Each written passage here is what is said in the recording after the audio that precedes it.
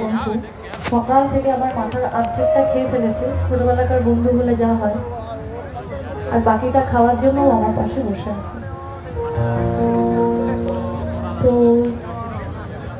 এত কথা একটাই কারণে বলছি যে এত আনন্দ আয়োজন, এত আলো, এত মানুষের উপস্থিতি সবই বৃথা হবে রবীন্দ্রনাথ ঠাকুরকে ছাড়া। অতএব আমি একটা রবীন্দ্রসঙ্গীত